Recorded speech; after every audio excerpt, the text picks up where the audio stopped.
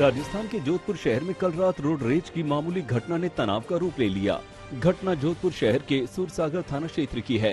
बताया जाता है कि सूरसागर के रॉयल्टी नाके के पास बाइक सवार युवक का साइड लेने को लेकर एक ऑटो चालक से विवाद हुआ और दोनों मारपीट पर उतर आए। इस झगड़े की खबर फैली तो दोनों पक्षों के लोग वहां पहुंच गए और लात घूंसे चलने लगे। पुलिस के मुताबिक ये झगड़ा सांप्रदायिक नहीं है।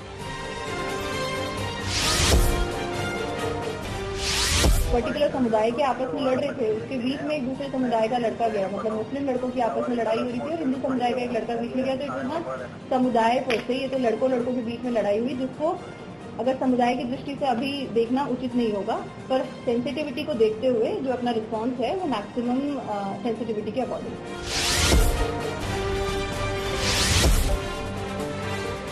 सूरसागर थाना क्षेत्र में बवाल की खबर लगते ही भारी मात्रा में पुलिस बल मौके पर पहुंची और लोगों को तितर बितर किया।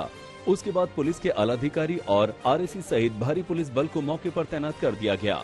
हालात नियंत्रण में है। पुलिस ने 3 लोगों को गिरफ्तार किया है।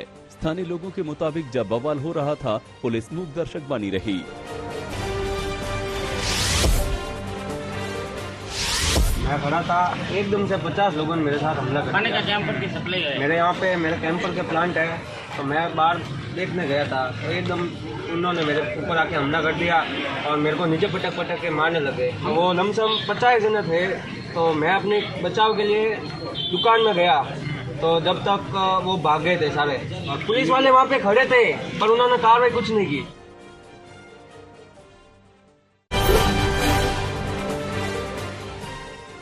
कानपुर हिंसा की जांच के बीच शहर काजी मौलाना अब्दुल कुद्दूस हादी ने भड़काऊ बयान दिया। शहर काजी ने कहा कि अगर कानपुर में बुलडोजर चला तो लोग कफन बांध करके बाहर भी निकल आएंगे। शहर काजी ने ये भी आरोप लगाया कि कानपुर हिंसा मामले में मुसलमानों पर एक तरफा कार्रवाई की जा रही है। गिरफ्तार लोगों में 90% मुसलमान हैं, बाकी सिर्फ 10% लोग गिरफ्तार हुए हैं।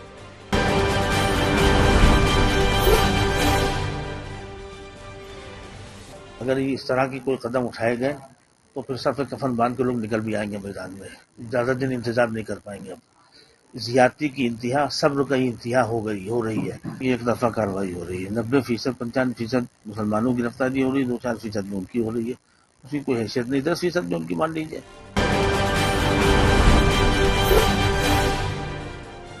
यूपी के 21 IAS अधिकारियों का तबादला किया गया है, जिसमें कानपुर की डीएम नेहा शर्मा का नाम भी शामिल है। जानकारी के मुताबिक नेहा शर्मा को निदेशक स्थानीय निकाय का कार्यभार सौंपा गया है। इसी के साथ 9 जिलों के जिलाधिकारी के तबादले किए गए हैं।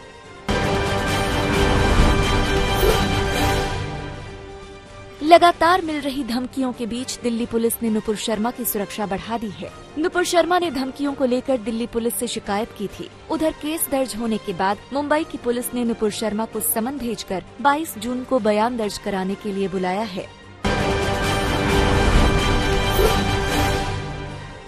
राष्ट्रीय स्वयंसेवक संघ के 6 दफ्तरों को बम से उड़ाने की धमकी देने का आरोपी तमिलनाडु से गिरफ्तार हो गया है। तमिलनाडु पुलिस ने यूपी ATS की सूचना पर राज मोहम्मद को पुदुकोट्टी जिले से गिरफ्तार किया। राज मोहम्मद ने यूपी में 2 जगहों समेत कुल 6 जगहों पर RSS दफ्तरों को ब्लास्ट कर उड़ाने की धमकी दी थी। इस मामले में लखनऊ के मड़ियाव थाने में FIR दर्ज की गई थी। महाराष्ट्र में कोरोना एक बार फिर पैर पसारने लगा है। प्रदेश में बीते 24 घंटे में कोरोना के 1881 नए मरीज मिले। साथ ही एक BA.5 वेरिएंट का भी मरीज मिला है। बताया जा रहा है कि एक महिला में BA.5 का संक्रमण पाया गया। अब प्रदेश में एक्टिव मरीजों की संख्या बढ़कर 8,500 के करीब पहुंच गई है।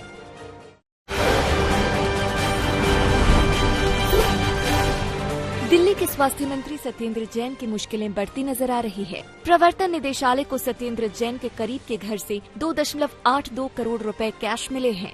इसके साथ काफी मात्रा में सोना भी बरामद किया गया है। बताया जा रहा है कि छापेमारी में सोने के बिस्किट और 133 सोने के सिक्के भी मिले हैं। मनी लॉन्ड्रिंग के मामले में ईडी ने 30 मई को सत्येंद्र जैन को गिरफ्तार किया था। सत्येंद्र जैन 9 जून तक ईडी की रिमांड में है।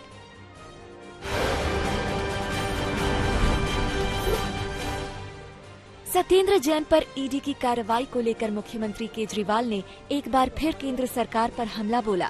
अरविंद केजरीवाल ने ट्वीट किया और लिखा कि इस वक्त प्रधानमंत्री जी पूरी ताकत के साथ आम आदमी पार्टी के पीछे पड़े हैं। खासकर दिल्ली और पंजाब सरकारों के झूठ पे झूठ, झूठ पे झूठ। आपके पास सारी एजेंसीज की ताकत है, पर भगवान हमारे साथ है। आम आदमी पार्टी के तमाम नेताओं ने भी सत्येंद्र जैन के खिलाफ ईडी की कार्रवाई पर सवाल उठाया। आज उनको गिरफ्तार करके रखा गया है और जब उनको अपमानित कर लिया, 5 दिन तक कुछ नहीं मिला, कह दिया एफआईआर नहीं, कोई कंप्लेंट नहीं, तो अब पहुंच गए सत्येंद्र जैन के घर पे। सीबीआई का, ईडी का, आईटी का छापा सत्येंद्र जैन के घर पे बहुत बार पड़ चुका है, पहले भी पड़ चुका है, लेकिन कभी कुछ हासिल नहीं हुआ। सत्येंद्र जैन के खिलाफ ईडी की कार्रवाई के बीच बीजेपी ने फिर अरविंद केजरीवाल पर हमला बोला। बीजेपी प्रवक्ता शहजाद पूनावाला ने कहा कि अरविंद केजरीवाल के सबसे खास आदमी सत्येंद्र जैन और उनके करीबियों से 2 करोड़ से ज्यादा का कैश और 2 किलो सोना, 133 सोने के सिक्के बरामद हुए हैं।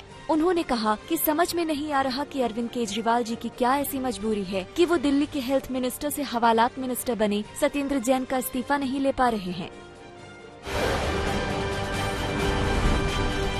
अरविंद केजरीवाल के सबसे खास आदमी सत्येंद्र जैन उनके करीबियों से और उनसे 2 करोड़ से ज्यादा का कैश और लगभग 2 किलो सोना, 133 गोल्ड कॉइन्स बरामद हुए हैं।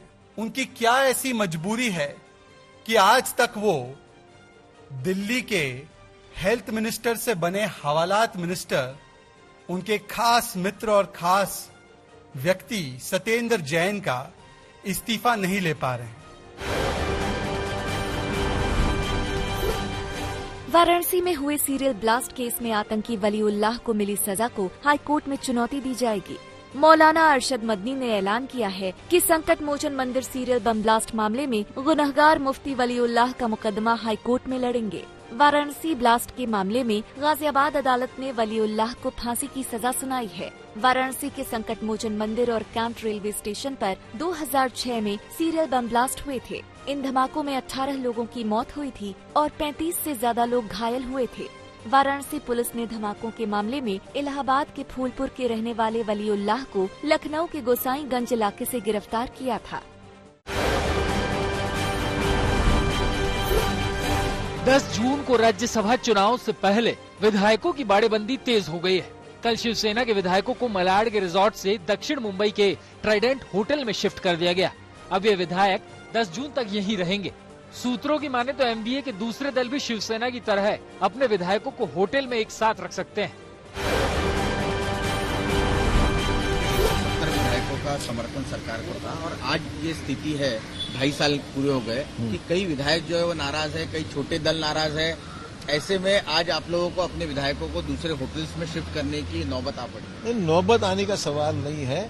चुनाव के टाइम कोई दक्षता रखनी पड़ती है, लोगों को सुरक्षित रखने का जरूरी इसलिए पड़ रही है कि पूरे देश भर में माहौल जो जिस तरीके से आज तक के चुनावों में पिछले 4-5 सालों में अनुभव किया है, वो ध्यान में रखते हुए दक्ष रहना जरूरी है। अपने विधायकों को ट्राइडेंट शिफ्ट करने के बाद सीएम और शिवसेना चीफ उद्धव ठाकरे भी मंगलवार देर शाम ट्राइडेंट पहुंचे, जहां शरद पवार, मल्लिकार्जुन खड़गे जैसे नेताओं के साथ बैठक कर वो अपने और कांग्रेस एनसीपी के विधायकों से मिले।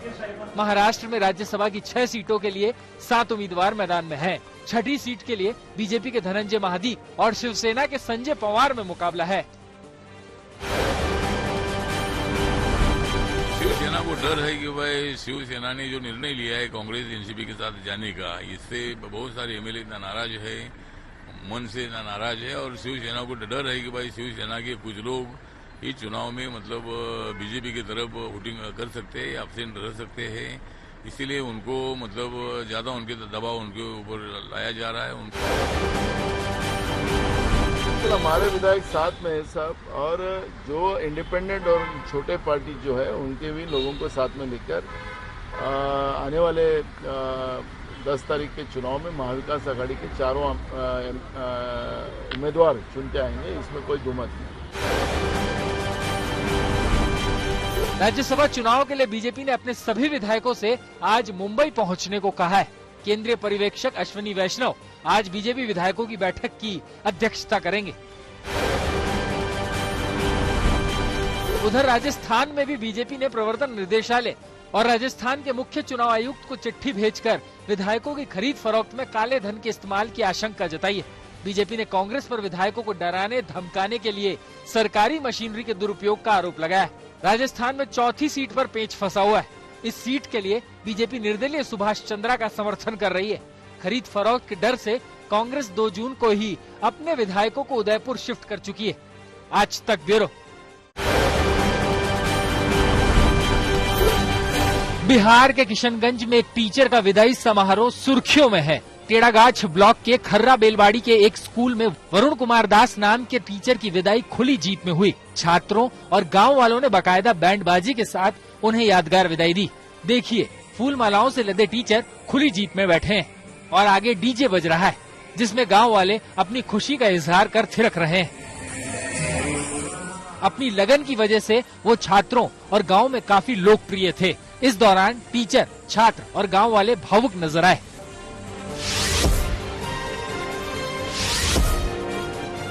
महाराष्ट्र के वासिम में टमाटर की खेती करने वाले किसानों के चेहरे खिले हुए दिख रहे हैं। वासिम जिले के देपुल गांव के किसान ऋषिकेश गंगवाने ने टमाटर की खेती में 7 लाख रुपए का फायदा होने के बाद टमाटर की सूखी बेल की शोभा यात्रा निकालकर खुशी जाहिर की है। गाड़ी में टमाटर की बेल रखकर पूरे गांव में बैंड बाजे के साथ शोभा यात्रा निकालकर बाकायदा उसका विसर्जन किया गया। विदर्भ में टमाटर 90 से 100 रुपए किलो बिक रहा है। डीजल के बराबर कीमत में टमाटर बिकने से किसान खुश हैं।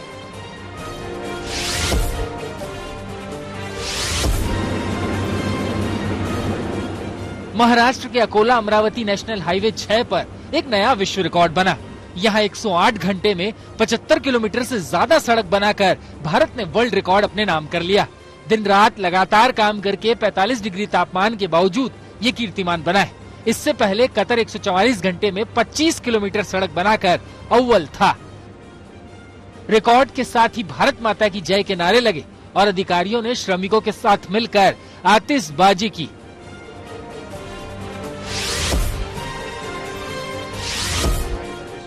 उत्तराखंड के बागेश्वर में जंगलों में आग का सिलसिला जारी है। 4 दिन से लगी आग अब जंगलों से रिहायशी इलाकों की ओर बढ़ रही है।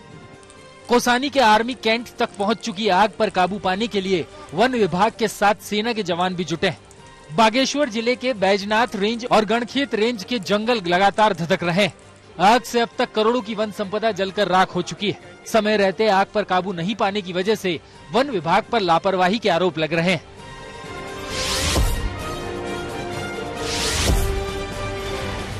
जम्मू कश्मीर के राजौरी के जंगलों में भी आग का कहर जारी है। जंगल में आग से वन संपदा को काफी नुकसान हो रहा है।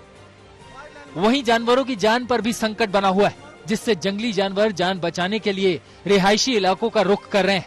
वन क्षेत्र से सटे इलाकों में जंगल की आग से प्रदूषण का खतरा बढ़ गया है। आग पर काबू पाने के लिए वन विभाग और दमकल विभाग लगातार कोशिश कर रहा है, लेकिन कालीधाव और डसाल के जंगलों का धधकना जारी है।